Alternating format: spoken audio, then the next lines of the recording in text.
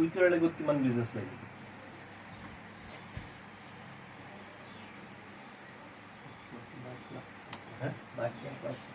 নহয় বছ সৰি আমাৰ য়েছ 22 লাখ সেইটো কিতাপ চাই গৈছে এতিয়া কি কৰিছে তেওঁ কিতাপ চাইহে কৈছে 22 লাখ বিজনেছ ভলিউম যেতিয়া আপোনাৰ দুটা লেগত হ'ব টোটেল বিজনেছ ভলিউম দুটা লেগ মিলাই যেতিয়া 44 লাখ আপোনাৰ হ'ব তেতিয়া আপুনি বিজনেছৰ এজন এমাৰেল এচিভাৰ হ'ব আৰু আপোনাৰ ইনকাম 1 লাখৰ ওপৰত আপোনাৰ মানে এতিয়া প্ৰশ্নটো আহে যে আপুনি 1 লাখ উপাৰ্জন কিয় কৰিব চ' এই বিজনেছটোত আপুনি ষ্টাৰ ডায়মণ্ডো আপুনি হ'ব পাৰে কিন্তু তাৰ কাৰণে আপোনাৰ কি লাগিব ষ্ট্ৰং পাৰপাছ লাগিব আপোনাৰ সেই পইচাটো কিয় লাগে আমি যে আজি আৰচিএম কৰি আছো কিয় কৰি আছো হয় কি তেল হালদি নিমখ মছলা খাবৰ কাৰণে কৰি আছো 10 to 20% ডিসকাউন্টৰ কাৰণে কৰি আছো বাইদেউ 10 to 32% আমাৰ বেংকত আহিব তাৰ কাৰণে মই কৰি আছো তাৰ কাৰণে কৰি আছা নাই কৰা নহয় তো সেই ষ্ট্ৰং ৰিজনটো তুমি বিচৰা নাই কিয় তুমি আৰচিএম কৰি আছা মোৰ ওচৰত আছিলে ষ্ট্ৰং ৰিজন কাৰণ যেটো পইচাবোৰ মোৰ বাইদেউ আহি আছিলে নহয় এই পইচাটো দি মই ঘৰ সংসাৰ ভালকে চলাব পৰা নাছিলো মোৰ জীৱনত পইচাৰ বহুত অভাৱ আছিল একদম সৰুৰে পৰা কাৰণ মই ঘৰৰ 6 নম্বৰ সন্তান আছিলো মানে ঘৰৰ 6 নম্বৰ সন্তান আছিলো মই আৰু মোৰ ওপৰত 5 জনী বাইদেউ আছিল যেটোৰ ওপৰত বহুত ডাঙৰ প্ৰেছাৰ এটা আছিল যে 5 জনী বাইদেউ বিয়া দিব লাগিব মানে একদম সৰুৰে পৰা মানে এটা কম্প্ৰমাইজ যাক কয় নহয় কম্প্ৰমাইজ লাইফ এটা আছিলে বুঝাই নিবেন মই সৰুতে কিন্তু বহুত কষ্ট কৰিছো ক্লাছ 4 ৰ পৰা মই ব্যৱসায়ৰ লগত মানে দেউতাৰ লগত আছো ক্লাছ 4 যেতিয়া মই পঢ়ো আপন ক্লাছ 9 ত যেতিয়া মই উঠিছো তেতিয়া দেউতাৰ ফাৰ্ষ্ট আপোনাৰ হাৰ্ট এটেক হৈছিল মাইনৰ হাৰ্ট এটেক হৈছিল আৰু এই সমস্যাৰ পানৰ ক্লাছ 9 ৰ পৰা বাইদেউ মোৰ দেউতাৰ ব্যৱসায়ৰ লগত একেবাৰে সম্পূৰ্ণ জড়িত হৈ আছিল যেতিয়া মেট্ৰিক পাছ কৰিছো হয়নে মেট্ৰিক পাছ কৰাৰ পিছত কলেজত যেতিয়া মই নাম লগাইছো আপোনাৰ সিকেবি কমাৰ্চ কলেজত মই নাম লগাইছিলো মই আৰম্ভণিৰ পৰাই নাইট ক্লাছত মই এডমিশন লৈছিলো কাৰণ মই জানো দিনত মোৰ দোকান আছে চলাবলৈ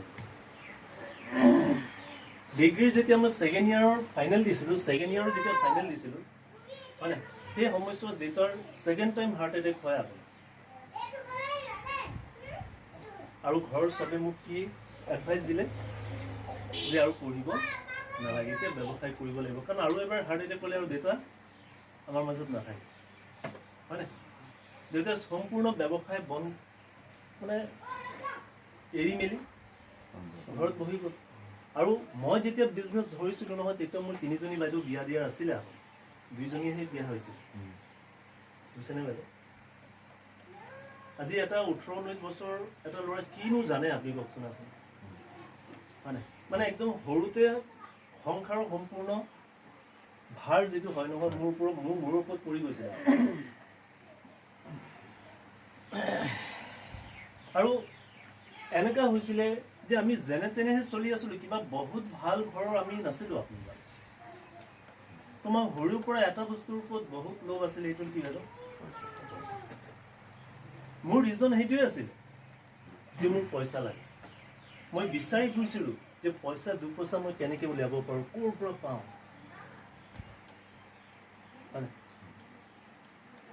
2000 চনত মই বিয়া পাতিলো 2002 চনত মোৰ ডাঙৰ ল'ৰাটো জন্ম হ'ল 2007 চনত মোৰ সৰু ল'ৰাটো জন্ম আৰু 2008 চনত সৰু ল'ৰাটো জন্ম হ'ল আৰু 9 চনত ধৰি লওক মই আৰচিএম জইন কৰিছিলো বাইদেউ 8 চনৰ একদম লাষ্টত মানে আপোনাৰ মই ইয়াত জড়িত হৈছিলো বাইদেউ আৰু তেতিয়া হয়তো ব্যৱসায়টো ভালকে বুজা নাছিল হয় তেতিয়া ভালকে ব্যৱসায়টো বুজা নাছিল এই প্ৰথম শট কিন্তু মই বিজনেছ কৰা নাছিল মই কৈছোঁ বহুত জেগাত আপোনাক এই কনচাৰ্ণ 1-2 বছৰ মই বিজনেছ কৰাই নাছিলোঁ আৰু সেই সময়ছোৱাত মোৰ জীৱনত এনেধৰণৰ কিছুমান দিন আহিলে যে দিনখিনিক মই কেতিয়াও পাহৰিব নোৱাৰোঁ মোৰ আৰ্থিক স্থিতি ইমানেই বেয়া হৈ গৈছিলে আপোনাৰ যে মোৰ সৰু ল'ৰাটোক বাইদেউ এক পোৱা গাখীৰ যে মই খুৱাম সেইটোৰ পইচা মোৰ পকেটত নাছিলে বুজিছে মই কিয় কৈছোঁ এইটো কথা আপোনাক যে সেই দিনখিনিক মই পাহৰিব নোৱাৰোঁ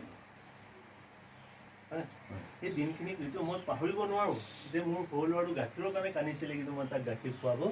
পৰা নাছিলোঁ তেতিয়া 40 টকা লিটাৰ গাখীৰ আছিলে বাইদেউ এক পোৱা গাখীৰৰ দাম 10 টকা আছিলে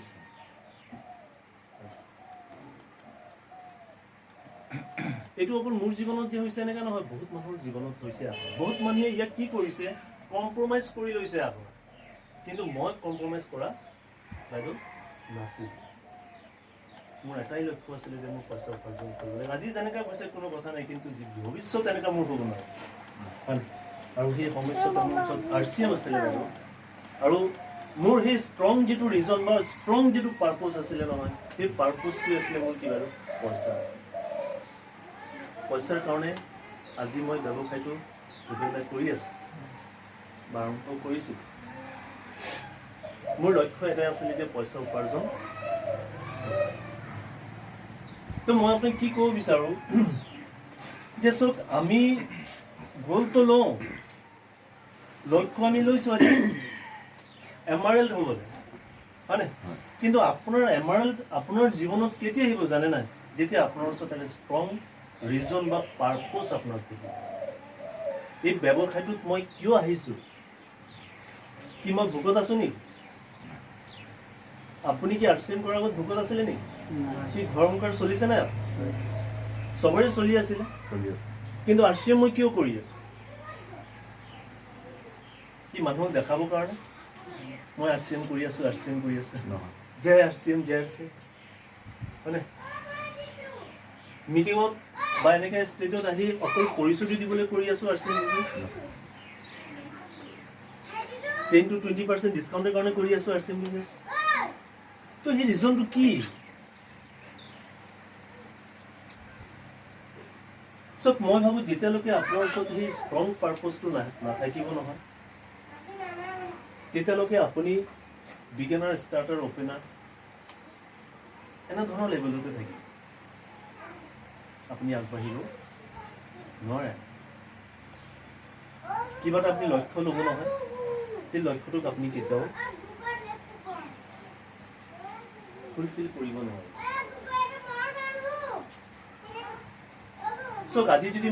মোক আপুনি কয় নহয় মই চবকে কৈছিলোঁ 2021 চনত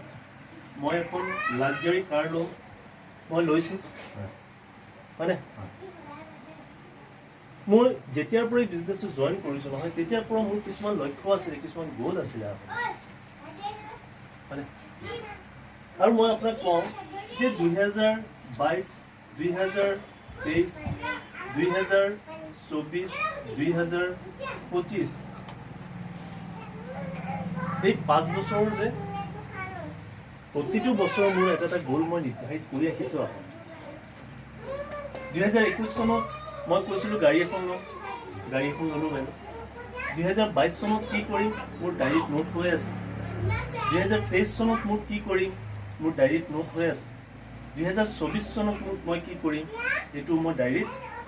নোট কৰি ৰাখিছোঁ আৰু 2025 চনৰ যদি মই গ'লটোক আপোনাক কৈ দিওঁ আজি হয়নে সেই গ'লটো কি জানে না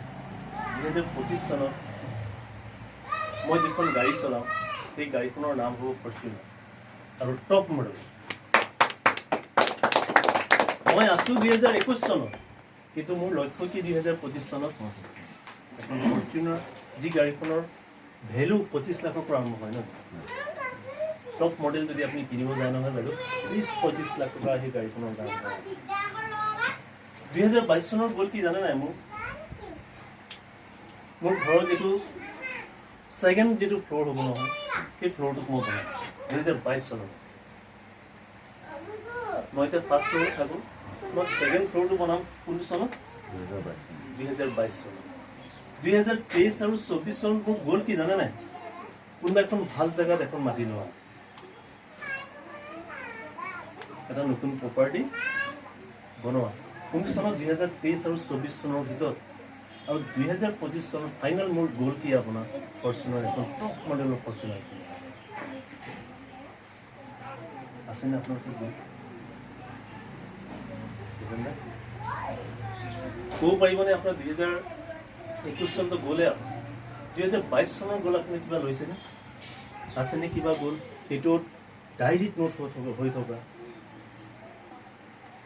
2023-24 চনৰ কিবা গ'ল আছেনে বাইদেউ আমাৰ ওচৰত?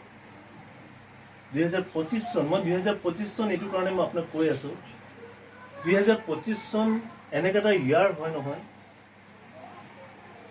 যি ইয়াৰটোত মানুহে যি বিচাৰে সেইটোকে কৰিব পাৰিব যদি তেওঁ ডাইৰেক্ট চেলিং বিজনেছৰ লগত জড়িত হৈ আছে। ডাইৰেক্ট চেলিং বিজনেছটোক যদি তেওঁ ইম্পৰ্টেঞ্চ দি আছে নহয়, তো 2025 চনৰ ভিতৰত সেইজন মানুহ যি বিচাৰিব নহয় তাকে কৰিব পাৰে। আৰু এই 21ৰ পৰা 25 যিটো আপোনাৰ ইয়াৰ্ছ আমাৰ মাজত চলি আছে নহয়, ডাইৰেক্ট চেলিং বিজনেছৰ এইটো কোৱা কি বুলি কোৱা হৈছে, আপোনাৰ এটা গল্ডেন পিৰিয়ড বুলি কোৱা হৈছে। আৰু এই সময়ছোৱাত যদি ডাইৰেক্ট চেলিং বিজনেছত যদি কোনোবা মানুহ জড়িত হোৱাৰ পিছতো যদি গুৰুত্ব নাই দিয়া নহয়, তো তাৰ পৰা মই ভাবোঁ দুৰ্ভাগ্য আৰু বেলেগৰ কাৰণ নাই। জড়িত হোৱাৰ পিছতো ঋতু যদি ইণ্টাৰেষ্ট যদি নাই দিয়া,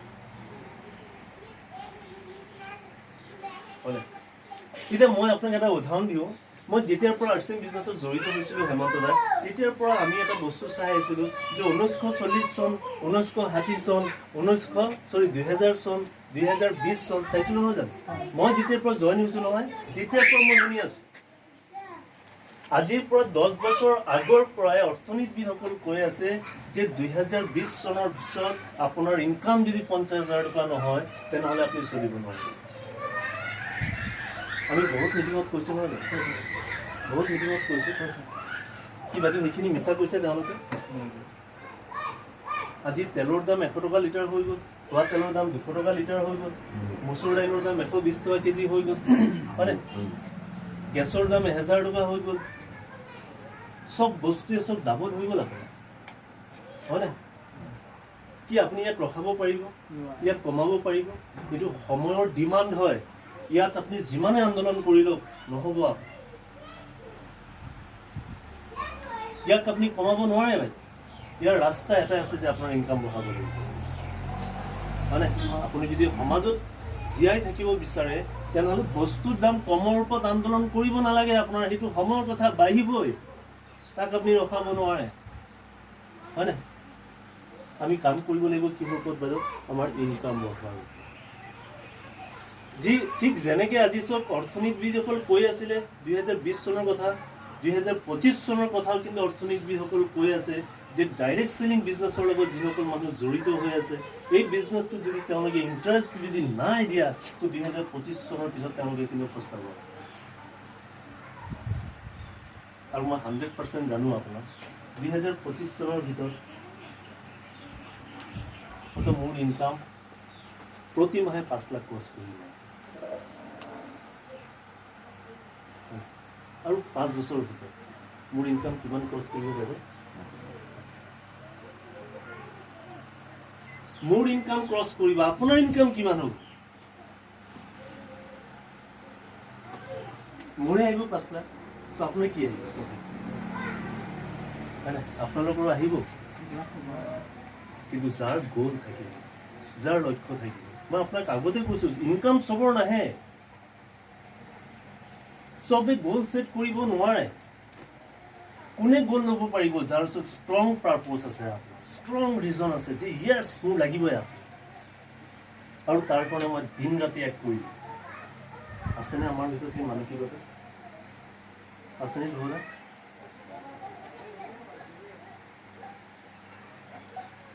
আছেনে মানসিকতা? আছে। মানে কথা এটা আছে নহয়, দুনিয়া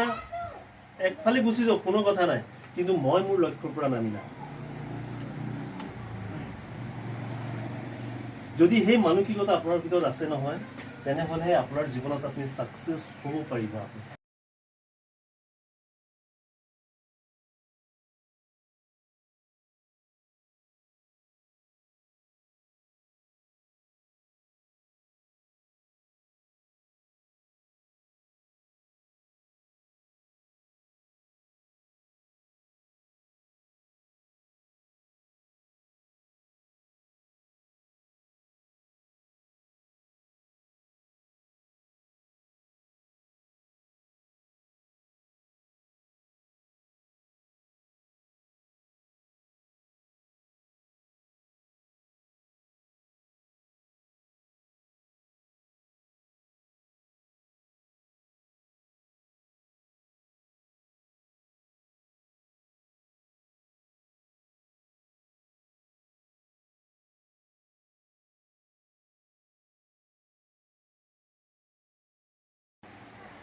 নহ'লে এই যে ৰাতিপুৱা যে মই ইমান ৰাতিপুৱা উঠি যে ইমান শিকাই আছো নহয়, কোনো লাভ নহয় আপোনাৰ।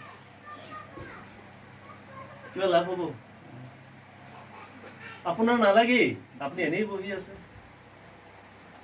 হয়নে? এক মিনিট